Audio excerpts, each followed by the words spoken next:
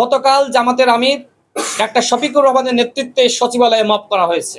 এটি কি দেশের জন্য ভালো? গণ অভ্যুত্থানের সময়ও কিন্তু সচিবালয় কেউ ঘেরাও করে নাই, করেছে। সচিবালয় থেকে সমস্ত সিদ্ধান্ত নেওয়া হয়। সচিবালয় আমাদের উন্নয়নের হাব।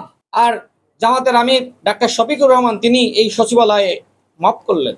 এই যে জামাত ইসলাম একটি হঠকারী দল, মানুষ তো বুঝে ফেললো যে জামাত ইসলাম ক্ষমতা আসলে কি হতে পারে। সচিবালয়ের সমস্ত কর্মকর্তা কর্মচারীদেরকে এক সপ্তাহের মধ্যে বের করে দিবে। এটাই হবে, এটাই বাস্তব।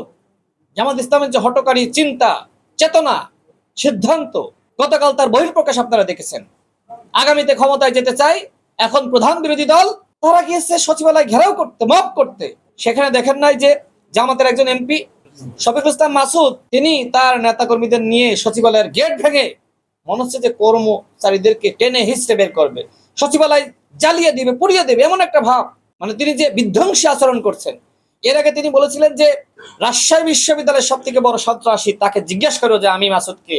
তারপরে বলছিল যে শেখ হাসিনাকে জিজ্ঞেস করো যে আমি কে। অর্থাৎ শফিকুল ইসলাম মাসুদ যে একজন বড় সন্ত্রাসী নিজেকে দাবি করেছিলেন, তার প্রমাণ আমরা পেয়েছি যে তিনি সচিবালয়ে জ্বালাও পোড়াও করতে চেয়েছিলেন, সচিবালয় ধ্বংস করতে চেয়েছিলেন।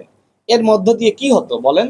আজকে বিরোধী দল যদি মনে করে যে সরকারি দলকে ব্যর্থ করে আমরা ক্ষমতা আসতে পারবো, মানুষ কি বোঝে নাই আপনাদের ক্ষমতা চালানোর ক্যাপাসিটি?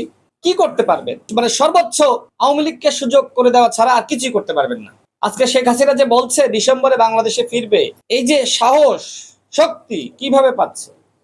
যেখানে আওয়ামী লীগের পতন হয়েছে বাংলাদেশে, দাফন হয়েছে দিল্লিতে, এবং আওয়ামী নামক লাশ পচে গলে মাটির সাথে মিশে গিয়েছে।